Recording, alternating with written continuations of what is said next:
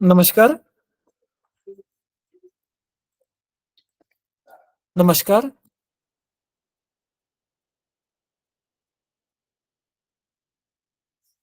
आज की सत्र की शुरुआत करते हैं। मेरी आवाज आ रही है? हाँ सर, आ रही है। हाँ, ओके, यस। देरी के लिए क्षमस्व। आज की सत्र की शुरुआत करते हैं प्रार्थना से। ओम सहना भवतु, सहनौ भुनक्तु, सह वीर्यं करवावहै, तेजस्विनावधीतमस्तु मा विद्विषावहै। ओम शांति शांति शांति।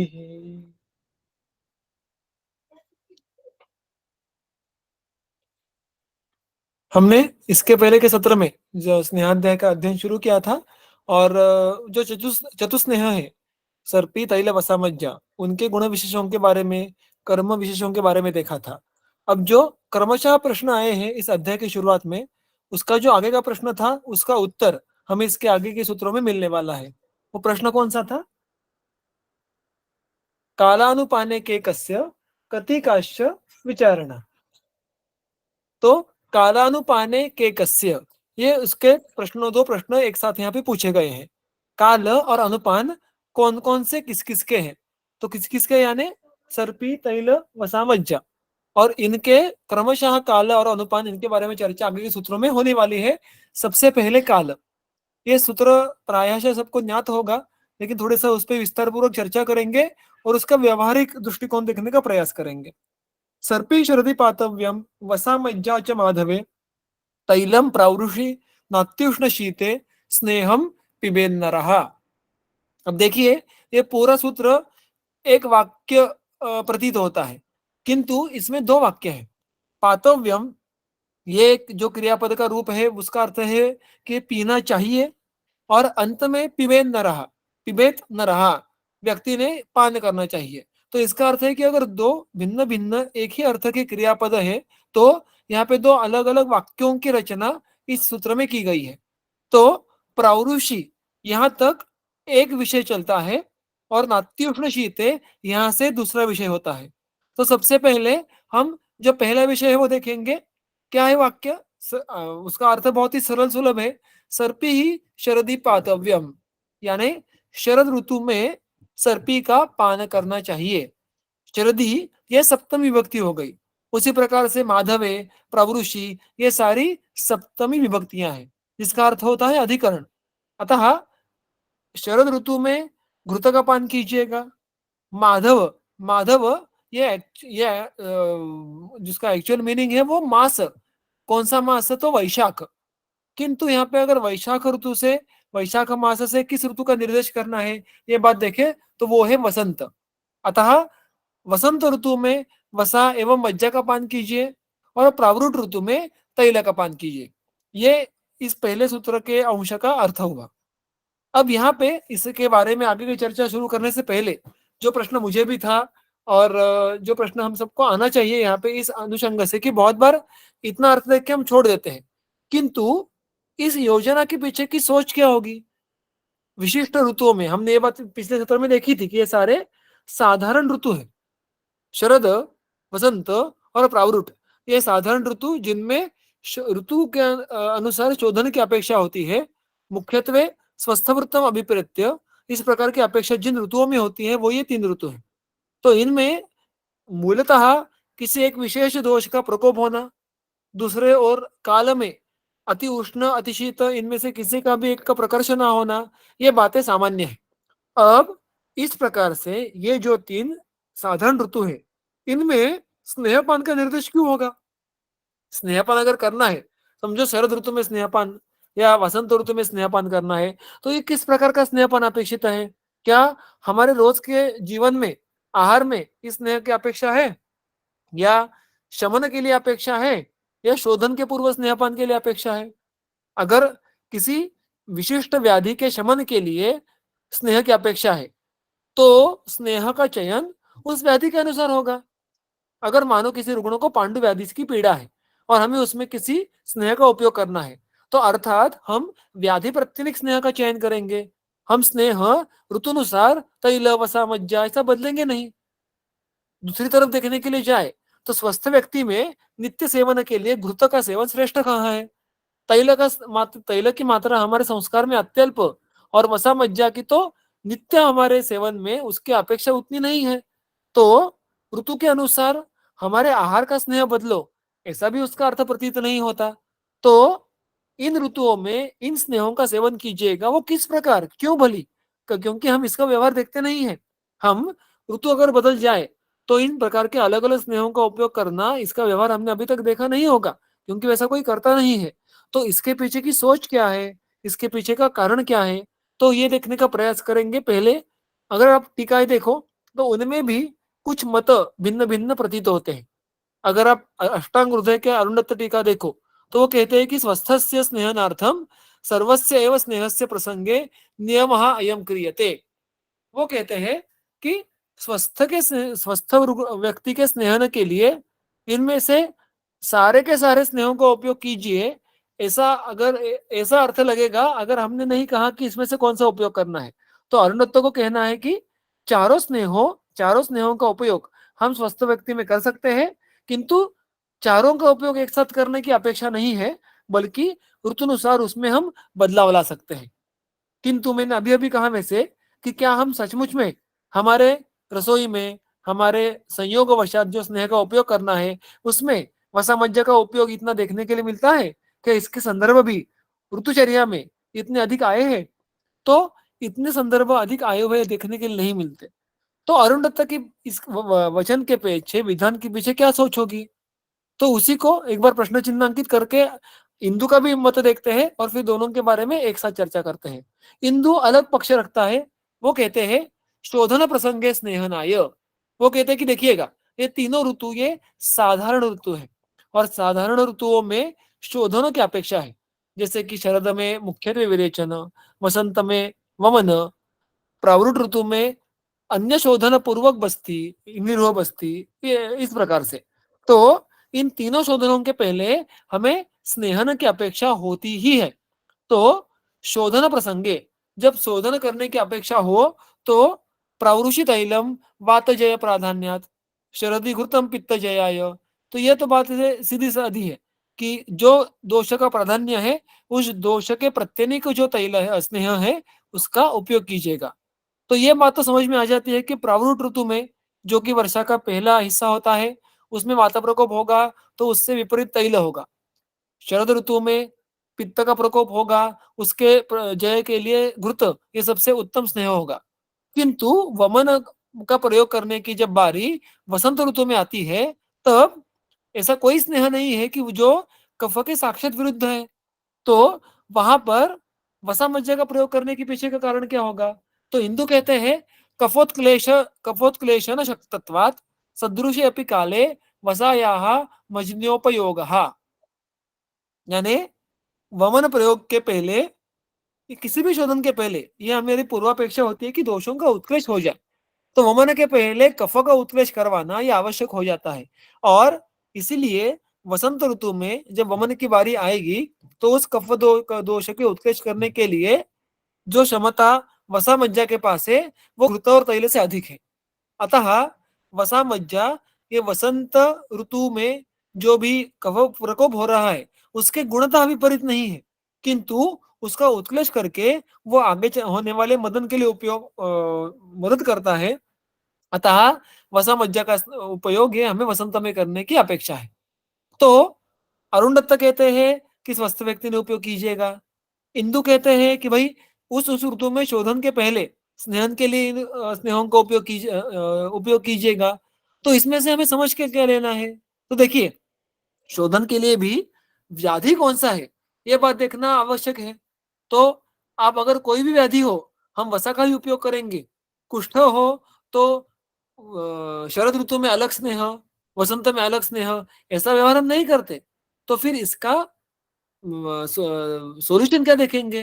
तो देखिएगा, यहाँ पे जो शोधन की अपेक्षा है वो स्वस्थ वृत्त के अनुसार है। स्वस्थ व्यक्ति में जो ऋतुनुसार दोषों का चय प्रकोप आदि होते हैं, उनकी शोधन की अपेक्षा उस ऋतु में होती है। व्याधो व्याधि वशे न तू, ऐसा सूत्र आता है कि भाई अगर किसी व्याधि में शोधन की अपेक्षा है तो उसके लिए किसी ऋतु का अवसर देखने के लिए या ऋतु की राह देखने की कोई आवश्यकता नहीं है। अब जब भी आपको योग्य क्रियाकाल दिख जाए तो क्रियाकालम नहापयत, ऐसा करके जो भी ऋतु है उस ऋतु के विपरीत यंत्रणा का योजना करके शोधन दे दीजिएगा।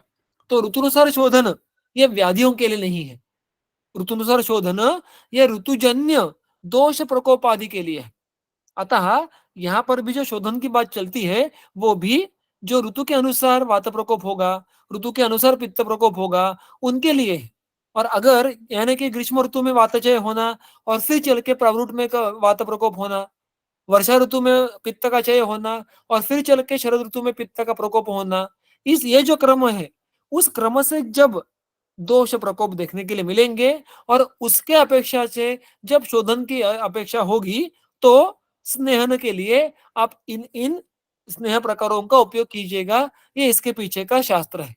और इसीलिए जो बात अरुण दत्त भी हमारे सामने रखते हैं कि स्वस्थस्य किस अनुषंग से, तो स्वस्थ रुग्ण में भी हमें ये अर्थ समझ के लेना है कि भाई स्वस्थ व्यक्ति में जब स्नेहन की अपेक्षा होगी, यानी स्नेहन चिकित्सा की अपेक्षा होगी। रोज के आहार का जो हम स्नेह सेवन करते हैं उसको स्नेहन चिकित्सा या स्नेहन उपक्रम कहने की कोई आवश्यकता नहीं है। तो शोधन के पूर्व या शमनार्थ जब स्नेहन की अपेक्षा होगी तो हम उस स्नेह का उपयोग करेंगे।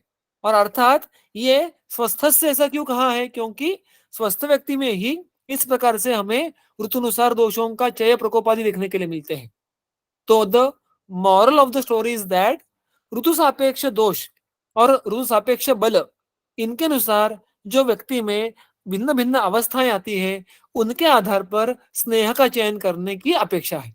यानी इसके आगे जो थोड़ा और विस्तार आगे के स्लाइड में आएगा तो मैं इसके बारे में अधिक चर्चा करूंगा कि किस प्रकार एक ऋतु में दोषों का बल और व्यक्ति का बल ये दोनों एक साथ देखना आवश्यक है और फिर उसके अनुसार स्नेह का चयन करने की अपेक्षा है। तो कहने की बात कि पहले से कोई दीर्घकालीन व्याधि हो तो उसके लिए हमें स्नेहों में बदलाव करना या भिन्न भिन्न स्नेहों का चयन करना ऐसी अपेक्षा नहीं है, बल्कि ऋतु के अनुसार जो चय प्रकोप होंगे दोषों के मात्र उनके शोधन के लिए जब स्नेहन की अपेक्षा हो तो उस ऋतु में इन इन स्नेहों का उपयोग कीजिएगा। ऐसा ग्रंथ ऐसी अपेक्षा ग्रंथों की है। और इसीलिए घृत शरद ऋतु में, वसामज्जा माधव यानी वसंत ऋतु में और तैल प्रावरुट ऋतु में ऐसी योजना हमें देखने के लिए मिलती है। अब चक्रपाणी जी कहते हैं कि देखिएगा शरद ऋतु में बहुपित्तत्वेन पित्त विरुद्धम घृतमेव यौगिकम, शरद ऋतु में पित्त विरुद्ध गुणों वाला घृत ये अधिक योग्य विकल्प है, अन्य स्नेह उसके लिए योग्य नहीं है। अब यही तर्क हम जैसे पहले देख रहे थे कि पित्त के विपरीत घृत, वात के विपरीत तैल, ये तर्क वसामज्जा को नहीं लगता क्योंकि वो कफ के विपरीत नहीं है। तो उसके बारे में चक्रपाणी जी क्या कहते हैं कि वो कहते हैं वसामज्ञोस्तु नाति शीतोष्णत्वात् साधारणे। वो कहते हैं कि देखिएगा वसा और मज्जा दोनों भी नाति शीतोष्ण है। घृत शीत है, तैल उष्ण है, लेकिन वसा मज्जा ये दोनों के मानो बीच में खड़े हैं। वो ना घृत जितने शीत है ना तैल जितने उष्ण है। अतः वसंत ऋतु जिसमें बाह्य उष्ण बढ़ना शुरू हो जाता है किंतु अभ्यंतर कफ का प्रकोप शुरू हो जाता है। अतः कफ और औष्ण्य इन दोनों के लिए हमें अत्यंतिक शीत या अत्यंतिक उष्ण ऐसे विकल्पों का चयन करना संभव नहीं होता। अतः यहाँ पे नातिशीतोष्ण इस वीर्य के वसा और मज्जा का चयन करना ये उसके लिए मुद्दा क्रमांक 1 हुआ। यतः तयोः अनुपाने शीतत्वेन वा उष्णत्वेन वा निर्देशः न कृतः। और इसीलिए वो कहते हैं कि वसा मज्जा के अनुपान स्वरूप किसी भी शीत या उष्ण द्रव्य का उल्लेख नहीं किया क्योंकि वो दोनों बीच में खड़े हैं, शीत भी नहीं है अधिक और उष्ण भी नहीं है। और वो कहते हैं कि देखिए वसा और मज्जा किस प्राणी से प्राप्त की है, उसके अनुसार उसका शैत्य उष्ण वेरी होगा। महिष वसा, गो वसा, कुक्कुट वसा, इनके औष्ण शैत्य में तारतम्य होने वाला है डिपेंडिंग ऑन द मांस एंड वीर्य ऑफ दैट एनिमल और बर्ड। इसलिए यथा सत्वम उस प्राणी के अनुसार शैत्य उष्णे वसा मजन्यो हो विनिर्दिशेत। ऐसा जो वचन आया है वो आगे सूत्र स्थान के 27वें अध्याय में अन्नपान विधि में देखने के लिए मिलता है। तैल सर्पी वत औष्ण शैत्य अनभिधानात न प्रकर्ष प्राप्त शैत्य उष्णत्व प्रापक शैत्योष्णत्व प्रापकम।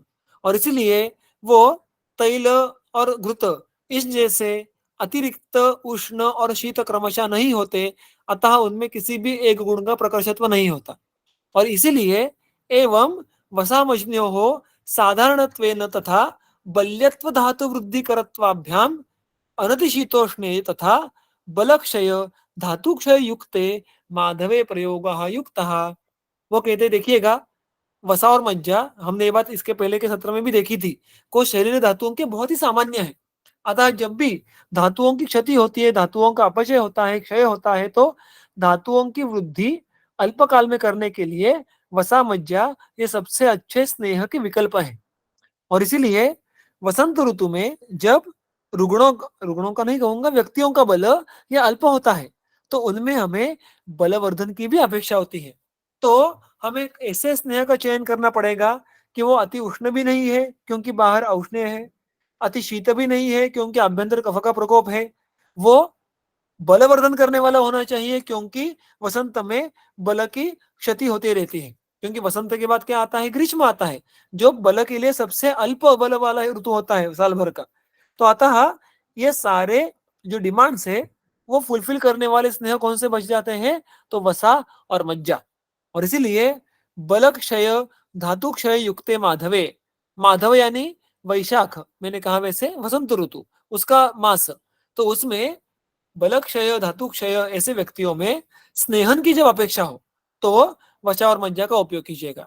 तो देखिएगा again to narrate the long story in a short way, कि उन उन ऋतुओं में जो ऋतु के अनुसार दोष प्रकोप होता है, अगर उस ऋतु के अनुसार दोष प्रकोप के लिए शोधन करने की अगर जरूरत पड़े, तो उनके पहले स्नेहन के लिए आप इन इन स्नेहों का चयन कीजिएगा। ये इसका एक मूल अर्थ समझ के लेना है। और इसमें से तैल और घृत ये उन उन ऋतुओं में जो दोष प्रकोपित है उनके विपरीत गुणों के हैं, किंतु वसा मज्जा ये कफ के विपरीत ना होते हुए भी उस ऋतु में जो रुग्ण बल होता है उसको समझ के और कफ का उत्कर्ष करने के लिए योग्य विकल्प माने जा सकते हैं। अब मैंने पहले के सत्र में कहा था वैसे कि वजा और वसा और मज्जा ये बहुत ही दुष्प्राप्य है, अतः उनका व्यवहार आजकल ना के बराबर देखा जाता है स्नेहपान के लिए। और इसीलिए फिर हम घुमा फिर कर कहाँ पे आते हैं, जो हमने घृत का श्रेष्ठत्व देखा था संस्कार से अनुवर्तनात्। तो हमें जो भी अचीव करना होता है, मानो हमें वसंत ऋतु में स्नेहन करना है वमन के पूर्व, और हमें ये बात बिल्कुल ज्ञात है कि बाहर औष्ण्य है, अंदर कफ प्रकोप है, रुग्ण का बल अल्प होते जा रहा है आगे, तो हम वसा मज्जा के गुणों की प्राप्ति करने के लिए उन जैसे जिन अन्य द्रव्यों का संस्कार हम घृत पे कर पाए या ऐसे कोई कल्प विशेष घृत के हमें ज्ञात हो, तो हम उनके तरफ जाने का सोचते हैं, क्योंकि ये करना एक जो व्यवहार है उसमें संभव है और उसमें रुग्ण का जो उसके लिए कॉम्प्लायंस है वो भी आसान होता है। अतः वसा मज्जा का व्यवहार ना होते हुए भी हमारा एजेंडा क्या होना चाहिए कि इसके पीछे के जो कारण ग्रंथों ने दिए हैं वो फुलफिल करने के लिए हम घृत का संस्कार से अनुवर्तन इस गुण का उपयोग कैसे कर ले।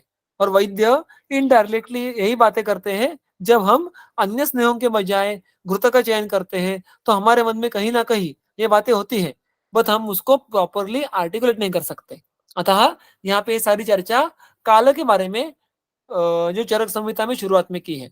अब उसके आगे चलकर जो इस सूत्र का मैंने कहा था कि दूसरा अंतिम वाक्य है वो है न अत्युष्ण शीते स्नेहम पिबेत नरहा अत्युष्ण शीते स्नेहम न पिबेत। ये उसका अन्वय हुआ कि मनुष्य ने अति उष्ण अति शीत इस प्रकार के ऋतु में स्नेह का पान नहीं करना चाहिए। अब देखिएगा इसके पहले के जो चरण में भी पातव्यम ये क्रियापद आया था।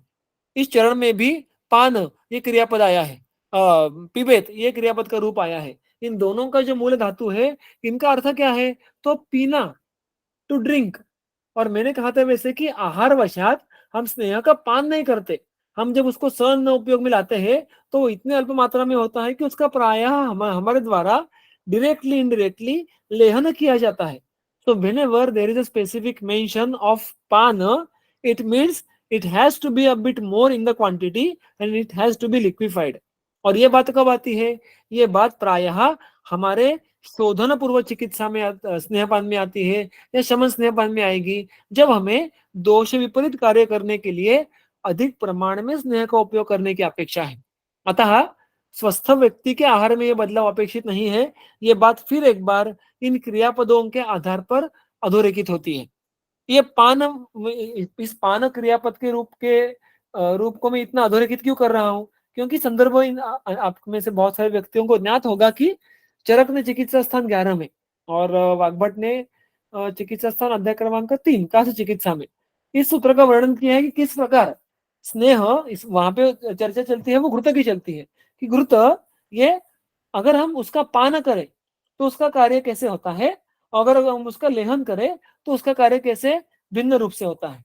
तो घृत का पान करने की अपेक्षा तब होती है जब वात का प्रकोप अधिक होता है, अग्निबल अच्छा हो और दोषों का उत्कर्ष करना हो तो हम पान करते हैं। लेकिन अगर पित्त का शमन करना है, अगर अग्निबल कम है, तो घृत के लेहन की अपेक्षा है। घृत जिस प्रकार से सेमी सॉलिड फॉर्म में हमें उपलब्ध होता है, उसको उसी प्रकार से हमें लेहन करना अपेक्षा है। उसको द्रवीभूत करके पान करने की अपेक्षा उस विधि में नहीं है। तो इसलिए जब ग्रंथकार हमें पान करो ऐसा निर्देश करते हैं, तो हमें ये बात समझ के लेनी है कि ये वो ऋतुचर्या का भाग नहीं है रोज का। तो शोधन के पहले चिकित्सा के लिए जब स्नेहन की अपेक्षा होगी तो पानार्थ इसका उपयोग करना अपेक्षित है। और इसीलिए वो आगे चलकर यह इस सूत्र के अंत में जो बात करते हैं कि भाई अब जब चिकित्सा का अवसर आए तो प्रायः स्नेह पान करना टाल दीजिएगा। कब? अति उष्ण और अति शीत ऋतु में। अति उष्ण ऋतु में कौन आ गया? तो अर्थात ग्रीष्म ऋतु। अति शीत में कौन आया? हेमंत और शिशिर। और उसके साथ साथ प्रारूढ़ के बाद जो वर्षा का काल बच जाता है, जब ठंड बहुत बढ़ जाती है वर्षा ऋतु के कारण, उस काल में भी। सो पूरे साल भर में जब शैत्य और औष्ण्य अतिरिक्त रहेगा तब स्नेहपान के लिए आप मत जाइएगा। अब इसके बारे में अर्थात आगे जो टीकाकार है बहुत सुंदर वहां पे उदाहरण देते हैं कि भाई अयम च अनात्ययिक विकारे सति काल नियम ज्ञेयः। अगर कोई विकार आत्ययिक नहीं है, यानी ऐसा कोई विकार नहीं कि उसमें अभी स्नेहपान ना दे तो रुग्ण के जीवन को कोई वहां पे जिसको रिष्ट कहते हैं या धोखा कहते हैं ऐसा उत्पन्न होगा, या कोई बहुत बड़ा व्यापद या उपद्रव उत्पन्न होगा, ऐसे अगर कोई अवस्था नहीं होगी तो आप स्नेहपान को टालिएगा। क्योंकि अतिरिक्त औष्ण्य या अतिरिक्त शैत्य, इसमें स्नेह का जो उपयोग है शरीर को वो इतना अच्छे से नहीं होता, क्योंकि स्नेह का जरण और उसके आगे जाके स्नेह का परिणाम शरीर पे ये जितना सरल हमें साधारण ऋतु में अपेक्षित है, उतना सरल अति औष्ण्य अति शैत्य में नहीं होगा। अति शैत्य में स्रोतों का विवरण नहीं होता, वो संकुचित होते हैं। अति औष्ण्य में स्रोतों मुख अत्यधिक विवृत होते हैं, किंतु अग्निबल कम बहुत हो जाता है। तो इस प्रकार इन दोनों प्रकार के ऋतुओं में शोधन की अपेक्षा भी नहीं होती। इसीलिए प्रायः अगर ऐसी कोई व्याधि अवस्था नहीं है कि स्नेहपान किए बिना उसको ठीक नहीं लगेगा, तो आप स्नेहपान को टाल दीजिएगा। अग्रे उष्ण शीते च काले स्नेहोपदेशात, ऐसा टीकाकार क्यों कह रहे हैं? क्योंकि इसके आगे के सूत्र में ही वो चलकर हमें इन्हीं ऋतुओं में यानी ग्रीष्म, हेमंत, शिशिर, इन ऋतुओं में भी अगर अत्यधिक विकार हमारे सामने आए तो आप काल को भूल जाओ, छोड़ दो और पहले व्याधि के पीछे लग जाओ। और ये इस प्रकार के जो उदाहरण है वो बहुत ग्रंथों में बहुत जगह पे भिन्न भिन्न जगह पे भिन्न भिन्न संदर्भों में आते हैं। वहां का प्रिंसिपल क्या दिया है बहुत हर जगह पे, वो कहते हैं कि भाई देखिएगा आप एज फार एज पॉसिबल काल के अनुसार निर्णय कीजिएगा कि क्या मैं इस द्रव्य का उपयोग करूंगा, क्या मैं इस कर्म का उपयोग करूंगा। तो हाँ, काल को देखना यह अत्यंत आवश्यक है। किंतु अगर रुग्णों को रुग्ण की व्याधि को अत्ययिकत्व प्राप्त होने वाला है, तो ग्रंथकार हमेशा कहते हैं कि भाई उस समय आप काल के बारे में मत सोचो यानी काल के अनुसार कोई विपरीत बाह्य बाह्य उपक्रम यंत्रणा खड़ी करके यू गो अहेड विथ स्नेहपान। सो काल से ज्यादा अवस्था महत्व की है, ऐसे बहुत सारे अन्य संदर्भ हमें टीका में देखने के लिए मिलते हैं। Therefore, we need not get stuck to kala even if there are attayika avastha. If there is attayika avastha, if there is kriya kala, it can supersede the Ritu, it can supersede the काल। और इसका उल्लेख हमें आगे के सूत्र में देखने के लिए मिलता है। वो इमीडिएटली अपवाद कहते हैं। वो पहले कहते हैं कि बहुत कड़ी धूप में या बहुत ठंड में या बारिश होके बहुत समय बीत गया, इन ऋतुओं में स्नेह पान करने के लिए मत जाइएगा। किंतु वो कहते कि देखिएगा, वात पित्ताधिको रात्रौ उष्णे चापि पिबेद नरः श्लेष्माधिको दिवाशीते पिबेद चामल भास्करे। वो कहते हैं कि वात पित्ताधिकः रात्रौ उष्णे चापि पिबेद नरः, ये उसका पहला वाक्य हुआ। क्रियापद क्या है? पिबेत। कर्ता कौन है? नरः। तो वो कहते हैं कि नरः पिबेत, व्यक्ति स्नेह का पान कर सकता है। कौन से ऋतु में? तो उष्णे का अर्थ है ग्रीष्म में। तो अभी जो नियम कहा उसका अपवाद आया। तो नरः वो व्यक्ति, अगर अवसर आया, आवश्यकता उत्पन्न हुई, जरूरत पड़ी तो उष्ण ऋतु में भी अपि पिबेत, स्नेहपान कर सकता है। अब अगर जरूरत कब पड़ेगी? तो टीकाकार कहते कि भाई देखिएगा, आत्ययिके व्याधौ उपस्थिते, गंगाधर जी कहते हैं कि अगर कोई आत्ययिक व्याधि उपस्थित हुआ तो, और उसी को थोड़ा और स्पष्ट करते हैं हिंदू। वो कहते हैं स्नेह विषय व्याधि उपशमाय त्वरमाणे। स्नेह के जो अत्यधिक अवस्था में भी कौन सी अत्यधिक अवस्था, कौन सी अवस्था? तो ऐसी अवस्था कि वहां पे स्नेह न करना ही एकमात्र चिकित्सा है, वहां पे आप और कुछ करके फायदा नहीं होगा। तो ऐसी अवस्था में, ऐसे व्याधि में आप तुरंत बिना समय वहां पे गवाए स्नेहन के लिए जाइएगा, even if that Ritu is अति उष्ण और अति शीत। सो मैंने कहा वैसे कि अवस्था ऑलवेज सुपरसीड्स द काल। तो यहाँ पे दो अपवाद है, एक तो उष्ण ऋतु का अपवाद है और एक तो शीत ऋतु का अपवाद है। तो उष्ण ऋतु में आप कब आप किस में और कौन से समय में स्नेहपान दे सकते हैं? तो पहले वाक्य में आया है नरः उष्ण अपि पिबेत, नर ने ग्रीष्म ऋतु में भी स्नेह का सेवन किया। ऐसा चल सकता है कब? वात पित्ताधिकाः नरः, अगर रुग्ण में हमें वात पित्त का अधिक्य दिखा और तब हमें स्नेहपान की अपेक्षा अगर प्रतीत हुई, तो वो ग्रीष्म ऋतु है ये जानकर भी आप वहां पे स्नेहपान दे सकते हैं, क्योंकि वात पित्त का अधिक्य है और इन दोनों को एक साथ कम करने के लिए ग्रीष्म ऋतु में स्नेह के अलावा और कोई अन्य द्रव्य नहीं हो सकता। किंतु उसमें भी वो एक सावधानी बरतने के लिए कहते हैं। वो कहते हैं कि ग्रीष्म ऋतु में आप रात्रौ पिबेत, कौन से काल में? तो रात्रि का अर्थ है सूर्यास्त के बाद। तो सूर्यास्त के बाद स्नेह का सेवन कीजिएगा, क्योंकि तब दिन भर का संताप कम हो जाता है और इसीलिए वहां पे जो ग्रीष्म की शामें होती है, रात होती है, वो एक्चुअल में न अति शीत उष्ण होती है। तो इसलिए उस ऋतु में स्नेहपान करने का कोई दिक्कत नहीं है, अगर अत्यधिक वात पित्त प्रधान अवस्था हो, किंतु आप उसमें भी रात्रि में कीजिएगा तो कोई स्नेह व्यापत नहीं होगा। वाग्भट सुस्पष्ट रूप से कहते हैं कि कौन सा स्नेह का उपयोग कीजिएगा, तो अर्थात इसमें सबसे सुटेबल ऑप्शन घृत का है, किंतु चरक संहिता में इसका साक्षात उल्लेख नहीं देखने के लिए मिलता। इसी तर्क के आधार पर आगे चलते हैं कि नरः शीते अपि पिबेत, हेमंत वर्षा शिशिर ऋतु में भी स्नेहपान कर सकते हैं, प्रोवाइडेड ऊपर का ही मुद्दा अत्ययिक व्याधो उपस्थित है, यह व्याधि की ऐसी अवस्था जिसमें स्नेहपान की अपेक्षा है। तो लेकिन वो व्याधि कैसा हो? श्लेष्माधिकः नरः, क्योंकि शीत ऋतु है, शीत ऋतु में अगर श्लेष्माधिक्य वाला व्यक्ति आपको देखने के लिए मिले, और यहाँ पे वो क्या कहते हैं कि देखिएगा श्लेष्माधिकः नरः, इससे आप वात का भी संग्रहण कीजिएगा, क्योंकि यहाँ पे दिक्कत शीत काल से है और कफ या अत्यधिक शीत है। तो उसके जैसे ही और शीत द्रव्य गुण वाला दोष कौन सा है? तो वात है। तो बेसिकली अगर हेमंत शिशिर इन शीत ऋतुओं में हमें कफ या कफ वात का अधिक्य रुग्ण में देखने के लिए मिला और हमें लगा कि भाई इसको भी स्नेहपान देना ही पड़ेगा। फॉर एग्जाम्पल समझो श्वास का रुग्ण हमारे सामने आया और उसे बड़ी ठंड में श्वास का वेग लगा है, उसके उरस्थ कंठस्थ घुरघुर का है, कफ का आवाज आ रहा है, कफ की आवाज आ रही है उसमें, और उसके साथ साथ वात के विबंध के कारण उसमें काश श्वासादि लक्षण है। तो आपको ऐसा लग रहा है कि भाई इसमें अगर हम उसको कोई स्नेह देंगे तो उससे कफ का विलयन होगा और वात का अनुलोमन सद्य हो जाएगा, किंतु अब वो ऋतु शीत है, तो हमारे टेक्निकली हमें इस ऋतु में स्नेहपान करने के लिए अनुमति नहीं है। क्यों? किंतु अभी प्राणव स्रोतस में बहुत बड़ा अवरोध है। अगर हमने इस क्रियाकाल के प्रति दुर्लक्ष्य किया तो वो कफवात प्रकोप के आगे चलकर प्राण भय या अन्य आफत भी उत्पन्न हो सकते हैं। तो उस जगह पे हमें आपात करने की अपेक्षा होती है, क्योंकि अवस्था सुपरसीड्स काल। तो मैं इस अवस्था में क्या करूंगा, मैं उसको अगर आवश्यकता पड़े तो स्नेह, और स्नेह में भी मैं उसको तैल सेवन करने के लिए कहूंगा, क्योंकि चारों स्नेहों में से कफग्न या कफो आतग्न जितना विषण तैल है उतने अन्य कोई स्नेह हो ही नहीं सकते। इसलिए अगर शीत ऋतु में ऐसे अवस्था आए तो स्नेहपान कीजिएगा। फिर एक बार वाग्भटी सुस्पष्ट करते हैं कि भाई आप उसमें से तैल का चयन कीजिएगा।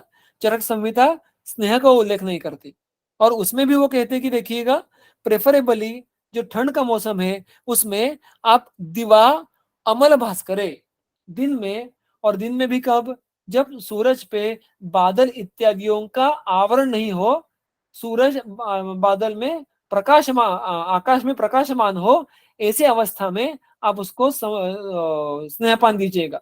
को देखिएगा वो आपात करते फिर भी क्या प्रयास कर रहे हैं कि उस दिन उस ऋतु में भी जो काल ये सबसे मॉडरेट है, एक्सट्रीम नहीं है, तब स्नेह पीने का ख्याल रखिएगा। इसलिए हम इस सारे विवरण से क्या बात ध्यान में रखनी है कि जब भी आप उपचार के लिए प्रायः अनेक रुग्णों में प्लैंड स्नेहपान करने वाले हो तो बाह्य वातावरण में अत्युष्णता या अतिशैत्य ये होना स्नेह के लिए अच्छा नहीं है, आरोग्य के लिए अच्छा नहीं है। अगर आपको कॉम्प्रोमाइज करने की जरूरत पड़े तो आप जिस ऋतु में स्नेहपान उसको देंगे, अगर वो अत्युष्ण होगा तो जब औष्ण्य सबसे कम होगा उस समय, और अतिशैत्य होगा तो शैत्य सबसे कम होगा उस समय देने का प्रयास कीजिएगा। ये बात हमें व्यवहार में हमारे मन में रख के आगे चलना आवश्यक होता है। अगर ऐसा नहीं किया तो क्या होगा, उसका भी जो वर्णन है वो तुरंत आगे के सूत्र में आता है। अत्युष्णे वा दिवा पीतः वातपित्ताधिकेन वा मूर्छां पिपासाम् उन्मादं कामलां वा समीरयेत् शीते रात्रौ पिबन् स्नेहं नरः श्लेष्माधिकोऽपि वा आनाहम अरुचिम शूलम पांडुतां वा समृच्छति। देखिएगा वो कहते कि if the meaning of first line दिवा स्नेहम पीतः, कब, दो विकल्प है, आइदर इन अत्युष्ण, यानी वो कह रहे हैं कि भाई आपको ग्रीष्म ऋतु में अगर स्नेहपान करना है ना तो आप सूर्यास्त तक रुकिएगा, किंतु अगर फिर भी हमने वो ना सुने, दिवा यानी दिन के समय जब सूरज हमारे सर पे है तब स्नेहपान का आग्रह किया, या अगर वातपित्ताधिक्य जिस रुग्ण में है उस रुग्ण में हमें शमनार्थ दिन में स्नेहपान दिया तो क्या हो सकता है, मूर्छा, पिपासा, उन्मादम, कामलांबा समीरयेत, ये चार लक्षणों की उत्पत्ति हो सकती है। अगर आप देखने के लिए जाए तो प्रायः वातज या पित्तज या वात पित्तज इस प्रकार के ये लक्षण है। तो होता क्या है, अगर उस ऋतु के औष्ण्य की जो परिसीमा होती है वो सुबह या दोपहर में होती है, उस अवस्था में अगर हमने उसको स्नेह दिया तो स्नेह शमन के बजाय दोषों का ईरण करेगा, उनका विमार्गमन करेगा, और उससे हमें इस प्रकार के प्रायः धत्वाश्रित या शाखाश्रित उपद्रव देखने के लिए मिलेंगे। Same logic can be applied for the next अवस्था एज वेल। इफ रात्रौ स्नेह पिबन, अगर शीत ऋतु में या कफाधिक्य होने वाले रुग्ण द्वारा रात्रि यानी सूर्यास्त के बाद स्नेह का पान किया गया तो क्या होता है, तो वो भी स्नेह का शमन, कफ का शमन किए बिना वो कफ का प्रकोप करवाना, वात का अवरोध करवाना, उसका प्रकोप करवाना, ये बातें करा सकता है। और उसी तर्क से अनाह, अरुचि, शूल, पांडुता, इनमें से कोई लक्षण उत्पन्न हो सकते हैं। इसलिए वो कहते हैं कि भाई आप उस ऋतु में भी, अगर वो ऋतु निषिद्ध है किंतु आपको स्नेहपान देना है तो उस ऋतु, उस दिन में भी आप ऐसे समय का चयन कीजिएगा कि जब उसके औष्ण्य का या शैत्य का अतिरेक नहीं होगा। अन्यथा जो ऊपर निर्दिष्ट है उस प्रकार के व्यापद उत्पन्न होने की संभावना रहेगी। इसके ऊपर चक्रपाणी जी लिखते हैं कि देखिएगा अब यहाँ पे परम निषिद्धस्य कालस्य दोषस्य च मेलके अत्यये च उक्त विकार प्रकर्ष अपरक्षो तर्कणीय। अब इसमें इतने पॉसिबल परम्यूटेशन कॉम्बिनेशन है कि हमारा दिमाग चकरा जाएगा। अब देखिए यहाँ पे एक तो उस ऋतु में औष्ण्य शैत्य कैसा है उस उसके अनुसार एक मुद्दा है, दूसरा दोषों का प्राधान्य क्या है उसका एक मुद्दा है, और तीसरा क्या वो विकार अत्ययिक है क्या अनत्ययिक है उसका एक मुद्दा है। अब हर एक व्यक्ति में इनमें से कौन सा मुद्दा प्रबल है उसके अनुसार आपको सोचना पड़ेगा कि इसमें मैं स्नेह दूं या ना दूं। इसलिए वो कहते हैं कि देखिएगा काल यानी काल का बल, काल का औष्ण्य शैत्य इत्यादि, उसके बाद दोष, दोष के कौन सा दोष है कितना बलवान है, और तीसरा अत्यय यानी उस व्याधि अवस्था कितनी विकट है, वहां पे हमें तुरंत चिकित्सा देने की, तुरंत स्नेहपान देने की आवश्यकता कितनी है। इन सारी बातों को एक साथ सोच के फिर आप विकार प्रकर्ष अप्रकर्ष यानी विकार जो व्याधि है उसका बलाबलत्व, उसमें चिकित्सा का बलाबलत्व कितना होना चाहिए इसके बारे में आप तर्क कीजिएगा, और फिर आप उस पर निर्णय लीजिएगा कि भाई स्नेहपान की अपेक्षा है या नहीं है। तो ये जो हमारे ग्रंथ में युक्ति या योग को बार बार महत्व दिया है, एक भिन्न प्रमाण माना है, योगा वैद्य गुणानाम अग्रह ऐसा कहा है, वो क्यों कहा है? तो हमें हमेशा जब व्यवहार में आप चिकित्सा में बैठते हैं तो आपको लीनियर थिंकिंग करके काम नहीं चलता, आपको एक साथ इतने सारे मुद्दों के बारे में सोचना ही पड़ता है। उसका एक उदाहरण मात्र यहाँ पे दिया है कि इस जैसा एक निर्णय लेने के लिए भी कि भाई मैं ग्रीष्म ऋतु में स्नेहपान दूं या ना दूं, उसके लिए आपको इन सारे मुद्दों के बारे में सोच के फिर अंतिम निर्णय तक पहुंचना अपेक्षित है। और यहाँ पे जो काल का मुद्दा है वो पूर्ण हो जाता है। कालानुपाने ऐसे दो प्रश्नों के हिस्से हमने सूत्र में देखे। तो जो आगे की बात है वो है हर एक स्नेह के ग्रंथोक्त अनुपान। जलम उष्णम घृते पेयम युषस्तैलेनु शस्यते वसा मजन्योस्तु मंडः स्यात् सर्वेषु सर्वेषु उष्णम अथाम्बुवा। सर्वेषु उष्णम ऐसी उसकी संधि है। तो देखिएगा बहुत ही सरल इसका अर्थ है, जलम उष्णम घृते पेयम, उष्णम जलम ये अनुपान कब, घृते जब घृतपान चल रहा होगा तब पीना अपेक्षित है। युषः तैले अनुशस्यते, जब तैलपान चलता होगा तो तैल के बाद किसका पान करने की अपेक्षा है, तो युष, युष। वसा मज्जा, इनका सेवन करने के बाद किसके पाने की अपेक्षा है, तो मंड। और इतना करके एक सारे स्नेह पानों के लिए सामान्य नियम के यहाँ पे वो जो उच्चारण करते हैं वो सर्वेषु उष्णम अथाम्बुवा या तैलघृत वसा मज्जा, चारों स्नेहों के लिए आप उष्णाम्बु का अनुमानार्थ उपयोग कर सकते हैं। अब अनुपान की आवश्यकता क्या है, हम देखते हैं कि स्नेहपान का अगर जो सामान्य विधि हम सबको ज्ञात होगा तो आप कितनी भी मात्रा में स्नेह दीजिएगा 20 ml से लेकर 200 ml तक, जब तक स्नेह का पचन होके, सम्यक जीर्ण होके रुग्ण में क्षुधा लाघव इत्यादि लक्षण उत्पन्न नहीं होते तब तक रुग्ण को आहार सेवन की जो उसको अनुमति है वो नहीं है। इसलिए हम उसको बहुत सारे नियमों का एक लिस्ट दे देते हैं, क्योंकि स्नेहपान के दरमियान जिस प्रकार के हम द्रवीभूत करके स्नेह का उपयोग करते हैं, पान करते हैं, उसकी मात्रा जितनी अधिक होती है वो हमारे अग्नि के लिए वो सहजता से पचन करने के लिए बहुत अधिक प्रमाण में कष्ट देती है। तो स्नेहपान के दरमियान हमारे अग्नि को बहुत ज्यादा कष्ट लेने पड़ते हैं स्नेह जरण के लिए। तो अगर हम ऐसी कुछ व्यवस्था करें कि उससे स्नेह जरण ये बिना कोई उपद्रव हुए कम समय में होगा, उससे अग्नि को भी कोई पीड़ा नहीं होगी, ऐसा कोई व्यवस्था करे जो अग्नि को मानो मदद करेगा, वो व्यवस्था कौन सी है, तो वो व्यवस्था यहाँ पे है अनुपान। ये जो ईच द्रव्य है, घृत के लिए उष्णाम्बु आया है, तैल के लिए यूष आया है और वसामज्ज के लिए मंडा आया है, ये उन स्नेहों का अग्नि के द्वारा अच्छे प्रकार से पचन हो जाए इसके लिए मदद करते हैं। उष्णाम्बु और घृत ये रिलेशन तो हम सब व्यवहार में देखते हैं। अब ग्रंथ में प्रायः बहुत सारी जगहों पे जब उष्णोदक या उष्णाम्बु इसका उल्लेख आता है तब उसका अर्थ हमें लेना होता है अर्ध श्रुत जल, यानी उबाल के आधा पथित किया हुआ जल। 1/2 is boiled down and what remains is known as उष्ण जल। ऐसी परिभाषा हमें टीकाओं में इतना ही नहीं सुश्रुत संहिता में देखने के लिए मिलते हैं। इस प्रकार का जो उष्ण जल है केवल पानी को लेके उस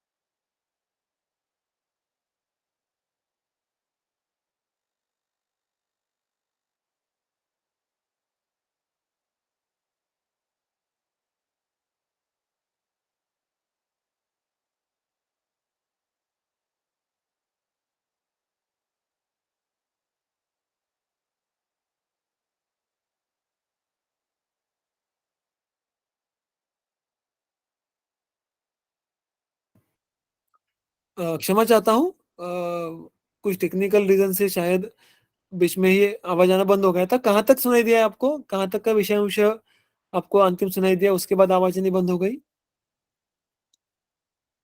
उष्ण जल। हाँ ठीक है, फिर ज्यादा कुछ मिस नहीं हुआ है। जस्ट ए मिनट, मैं विंडो शेयर करता हूँ।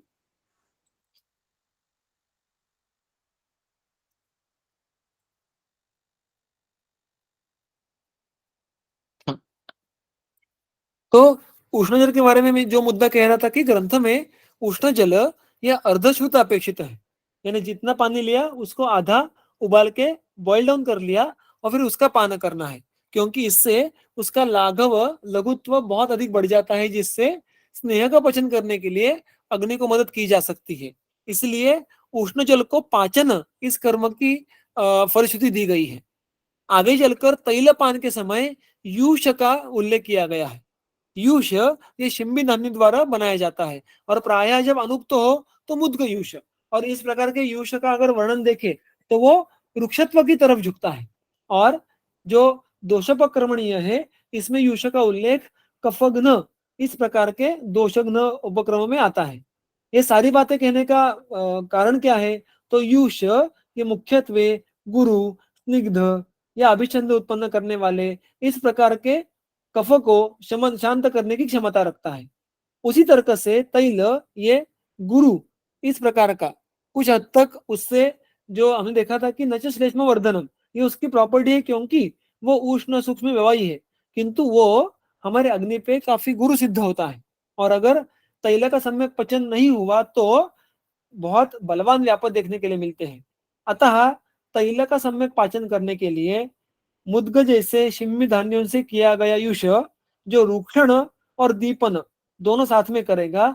रूक्षण यानी क्या कि जो स्नेह का स्निग्धांश अतिरिक्त है उसका जरण करने के लिए मदद करना, ऐसे रूक्षण की अपेक्षा है, ना कि स्नेह का बल कम करना। और इसीलिए यहाँ पे उस तैल के विपरीत गुणों वाले युष का उपयोग किया गया है। और वसा मज्जोस्तु मंडस्यात्, वसा मज्जा इनका मंड या अनुपान कह सकते हैं। हमने अभी अभी देखा कि देखिए वसा मज्जा ये नातिशीतोष्ण है, तो उसके लिए हमने मंड, मंड भी कैसा होता है कि मंड अर्थात हम शुक धान्य या उसमें से भी अनुक्त होंगे तो चावल उनसे करेंगे। और जो केवल पेया करने के बाद जो केवल द्रवभाग शेष रहता है उसको मंड कहते हैं। मंड ये अत्यंत लघु, किंतु उससे जो उसका उष्ण है वो बहुत ही कम है, जो उसका केवल स्पर्श के लिए सीमित है। उष्ण वीर्य से मंड कार्य नहीं करता, किंतु उष्ण स्पर्श से उसका कार्य हमें ज्वर में देखने के लिए मिलता है। तो इस प्रकार एक मॉडरेट टाइप का अनुपान हमें यहाँ पे देखने के लिए मिलता है वसा मज्जा के लिए, क्योंकि वसा मज्जा ये दोनों भी कैसे है तो ये मॉडरेट है। अतः घृत के लिए उष्ण जल, तैल के लिए यूष और वसा मज्जा के लिए मंड, इस प्रकार के अनुपानों का उल्लेख यहाँ पे किया गया है। और अंत में कहते हैं कि देखिएगा, अगर इन जनरल कोई सामान्य अनुपान कहना है तो वो होगा उष्णांबु। व्यवहार में हम यही बात करते हैं कि अगर किसी भी प्रकार से स्नेह का सेवन किया जाता है, केवल स्नेहपान ही नहीं, अगर अनुवासन अभ्यंग आदि ऐसे उपक्रम चल रहे हैं जो कि स्नेह की विचारणाएं हैं, उनका भी सेवन कर रहे हैं, तो उष्णांबु देने का प्रघात सर्वत्र है, जो अत्यंत महत्वपूर्ण है, क्योंकि उससे अग्नि का बल बढ़ता है, दीपन होता है और स्नेह का पाचन भी सम्यक रूप से होता है। अब इसमें चक्रपाणी जी एक स्टेटमेंट करते हैं कि भाई कितना अनुपान ले, उसका परिमाण क्या होना चाहिए, यानी जब स्नेहपान करे तो उसके ऊपर जो तुरंत द्रव सेवन करना है उसके प्रमाण के बारे में चर्चा हो रही है। तो इसको हम दो प्रकार से देख सकते हैं। तो एक तो स्नेह का सेवन करने के बाद उसके ऊपर तुरंत कुछ प्रमाण में हमें ये द्रव का सेवन करने की अपेक्षा है, और उसके बाद दिन भर में जब भी तृष्णा लग जाए तब भी हम इस द्रव का सेवन कर सकते हैं। किंतु स्नेहपान करने के बाद तुरंत, जैसे हम कोई गोली खा लेते हैं या चूर्ण खा लेते हैं, उसके ऊपर हम अनुपान का सेवन करते हैं, वैसे स्नेहपान के बाद तुरंत जो ऊपर कुछ अगर अंश लेना है द्रव का अनुपान स्वरूप, तो उसका प्रमाण कितना हो उसके बारे में तो कोई वर्णन नहीं है। तो चक्रपाणी जी कहते हैं कि भाई सम्यक भेषज पाकार्थम क्रियमाणम भेषज अवैकारिक पाकेन एवं उन्नेयम। वो कहते हैं कि देखिएगा ऐसी कोई मात्रा नहीं है, ऐसा उनको कहना है। उस जो भी औषध होगा, यानी यहाँ पे स्नेह होगा, उसके सम्यक पाक के लिए, अच्छे से पचन करने के लिए जो अवैकारिक अविकृत नॉर्मल मात्रा होगी, अवैकारिक पाके न, माफ कीजिएगा, अवैकारिक शब्द ये पाक के लिए है, यानी उसका पाक नॉर्मली हो जाए, बिना कोई दिक्कत हो जाए, इसके लिए जितने प्रमाण में अनुपान की आवश्यकता होगी उतना लेना है, उसमें प्रमाण लिखने की आवश्यकता नहीं है। अगर आपको प्रमाण समझ के लेना है तो वृद्ध वैद्य व्यवहाराच, वो कहते हैं कि देखिए ये सारी वृद्ध वैद्य व्यवहार की बातें हैं, यानी परंपरावशात विशिष्ट प्रमाण में घृत लेने के बाद विशिष्ट प्रमाण में उष्णोदक लेना चाहिए। ये सारे जो हम इसको कहते हैं कि जो एक प्रोटोकॉल्स होते हैं, वो प्रोटोकॉल्स ये आपको वैद्य परंपरा में देखने के लिए मिलेंगे, यानी गुरु शिष्य परंपरा में रुग्ण सापेक्ष जो ऐसे मात्राओं की चर्चा की जाती है वहां पे ये बातें होगी, क्योंकि एक कोई निश्चित मात्रा कहना संभव नहीं है, क्योंकि एक मात्रा को निश्चित करने के लिए बहुत सारे मुद्दों के बारे में सोचना पड़ता है। तो इस प्रकार से स्नेह के बाद तुरंत द्रव या अनुपान का प्रमाण कितना होना चाहिए उसके बारे में चक्रपाणी जी कहते हैं ये सारी व्यक्ति और अवस्था सापेक्षता है। उसके लिए आपको व्यवहार में अनेक विध रुग्णों में भिन्न भिन्न वैद्य किस प्रकार का व्यवहार करते हैं ये देखना आवश्यक है। वाग्भट इसी विषय में एक बात कहते हैं कि उष्णवारी का प्रयोजन क्या है, तो बहुत ही सुलभ सरल दो मुद्दे कहते हैं। सुख पक्तये, उस स्नेह का सुखपूर्वक, सुखपूर्वक यानी क्या, बिना शूल, बिना कोई विष्ठंब, बिना कोई बड़ा दौर्बल्य उसका पचन हो जाए। तो यहाँ पे सुख शब्द बहुत महत्वपूर्ण है। अनेक विध व्यक्तियों को स्नेहपान के समय भिन्न भिन्न कष्ट, पीड़ाएं, शूलादमानी लक्षण उत्पन्न होते हैं, कभी विदाह होता है, कभी अम्लोदगार आते हैं एंड सो ऑन।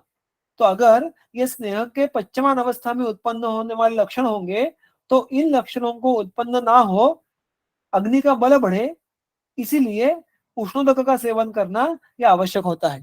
और दूसरा जो भी व्यवहार में अत्यंत उपयुक्त सिद्ध होता है वो आस्योपलेप शुद्धये, आस्योपलेप शुद्धये। तो आस्योपलेप शुद्धये यानी स्नेहपान करने के बाद देखो कितना व्यावहारिक और कितना सरल उसका विचार है कि अगर स्नेहपान करे तो मुंह में चिकनाहट होगी। जिन जिन लोगों ने स्नेहपान किया है उनको इसका स्मरण जरूर होगा, और उस चिकनाहट के कारण ही बहुत बार हमें किसी भी आहार या द्रव को मुंह के भीतर लेने की जो इच्छा होती है वो निकल जाती है, और उस रस के कारण हमारे मन में भी क्षोभ उत्पन्न होता है, और कभी कभी उससे ही छर्दन आदि बातें उत्पन्न होती है। तो हमारा एक और एजेंडा क्या है कि मुख में इस प्रकार का स्नेह का कोई उपलेप, उपलेप यानी कोई कवरिंग, कोई लेयर ना बचे। अतः हम स्नेहपान के बाद अगर गर्म पानी पी ले, वो उसको मुंह में अगर कुछ सेकंड पकड़े और फिर उसको निगल ले, तो मुंह में जो लिप्तत्व है, जो स्नेह का शेष अंश है, वो पेट में निकल जाता है। जिह्वा पे, मुख पे उसकी कोई विशिष्ट गुण या विशिष्ट रस शेष नहीं रहता, और फिर उससे आगे जो उत्क्लेश, अरुचि, द्वेष इत्यादि बातें उत्पन्न होने का समय आता नहीं है। और इसीलिए अगर कोई अन्य अनुपान संभव नहीं है, तो सारे स्नेहपानों के दरमियान स्नेह के ऊपर उष्णोदक का सेवन करना ये सर्वथा योग्य माना गया है। और यहाँ पर काल और उसके बाद अनुपान, ये दूसरा मुद्दा भी समाप्त हो जाता है। तो आज ये जो प्रश्नों के उत्तर हमने सूत्रशाह देखे, आज के सत्र में यहाँ पे विराम लेंगे। इसके आगे के प्रश्नों के उत्तर सूत्रशाह हम आगे के सत्र में देखेंगे। अगर किसी किसी को कोई प्रश्न हो तो अभी आप पूछ सकते हैं, अन्यथा मैं यहाँ पे हमारा सत्र समाप्त करूंगा। धन्यवाद। सर हाँ बोलिए। सर, उष्णोदक आपण जे असं आजकाल बघतो की पाणी नुसतं थोडंसं गरम करून घेण्याचं आहे, मग त्याला आपण उष्णोदक नाही म्हणू शकत ना? कसं आहे, परिभाषा आहेत ना, म्हणजे परिभाषा बघायचं म्हटल्या तर सुश्रुतामध्ये दोन्ही प्रकारच्या जलांची वर्णन आलेली आहेत. त्यात तो म्हणतो की दोघांची कार्य थोडी भिन्न आहेत. आपण फक्त गरम केलं पाणी आणि त्याला न आटवता प्यायलं, तर त्या पाण्याने उपयोग काय होतो? सुश्रुताचार्य म्हणतात की जो जो आमाशयामध्ये अपक्व अन्न आहे, कफ आहे, त्यांच्यावर चांगलं कार्य होतं, पण त्यापुढे फारसं चांगलं कार्य बघायला मिळत नाही. मात्र मला जेव्हा पाचन, मेदोग्न किंवा इव्हन धात्वग्नी स्रोतसांवर कार्य अपेक्षित आहे किंवा ज्वरामध्ये स्वेदनासारखं कार्य अपेक्षित आहे, तेव्हा मला फक्त टेम्परेचरला गरम पाणी उपयोगी नाही. कारण ते टेम्परेचरची जी काही वीर्यता आहे किंवा ताकद आहे, ही काही काळ टिकते. पण संस्कार करून जेव्हा आपण त्याला लाघव आणतो, तेव्हा ते पाणी जेव्हा शरीरात सर्वत्र पसरत जातं, तेव्हा ते थ्रूआउट त्याचं कार्य करत राहतं. तो प्रायः उष्णांबू हा फक्त शब्द नसून परिभाषा आहे, आणि अशा सर्व ठिकाणी प्रायः आपल्याला त्याचा अर्थ हा अर्ध आटवलेलं पाणी असं करायला लागतो. फक्त गरम केलेलं पाणी हे मुख्यत्वे आमाशयापुरतं काम करतं. त्यापुढे त्याचा फारसा उपयोग आपल्याला बघायला मिळणार नाही, म्हणजे फार तर कोष्ठापुरता. अशा प्रकारे. थँक्यू. तेलानंतर जे हे सांगितलंय युषचं अनुक्रम सांगितलंय, हो. ते युष म्हणजे मग आपण आता समज प्रॅक्टिकली हे करायचं म्हटलं तर मग ते सकाळी समज पेशंटला करायला सांगून मग दिवसभरामध्ये जेव्हा केव्हा भूक म्हणजे ते तहान लागेल तेव्हा मग हा, ते युष असं घ्यायचं असंच राहील का? म्हणजे असं ग्रंथांना अपेक्षित तसंच आहे. त्यामध्ये पण आता व्यवहारात मी तो व्यवहार फारसा केलेला नाही अजूनपर्यंत, पण अपेक्षा मात्र तीच आहे की तुम्हाला कसं आहे बघा, ते किती ग्रहण अपेक्षित आहे आता म्हटल्याप्रमाणे की त्यांनी मात्रेची चर्चा नाही केली. पण तुम्ही एखादं पोळी घेतल्यानंतर किती पाणी प्यायला पाहिजे त्यावर किंवा एखादं चूर्ण खाल्लं की किती पाणी प्यायला पाहिजे, तेवढ्याच मात्रेमध्ये स्नेहपान केल्यानंतर मुखाचा उपलेप दूर व्हावा आणि स्नेहाचं जरण व्हावं, त्यासाठी जे काही 5-6 घोट लागेल इतकं युष्य केलं तरी चालणार आहे. कारण इथं मुख्य चर्चा ही अनुपानाची आहे. आणि मग दिवसभर तुम्ही त्याला पुन्हा उष्णोदक किंवा युष यातलं काही पण निवडू शकता. अशा प्रकारची ती योजना आहे. आणि मग त्याला जेव्हा साक्षात त्याचा स्नेहाचं पचन होईल, भूक लागेल, तेव्हा त्याला विधिवत जो आहार उल्लेखित आहे तो त्याला आहार तिकडे देणं अपेक्षित आहे. तोपर्यंत त्याला पानार्थच यातला एखादी विकल्प देणं अपेक्षित आहे.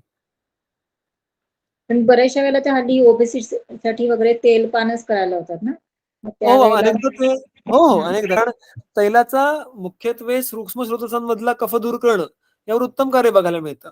मग तेव्हा तुम्ही युषाची मदत घेऊ शकता.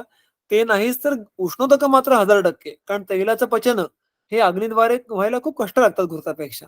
सो युष किंवा उष्णोदकं म्हणजे अर्धश्रुत उष्णोदकं यांचाच विचार आपण तैलपानात करायला पाहिजे. Okay, thank you. छान झालं. Thank you.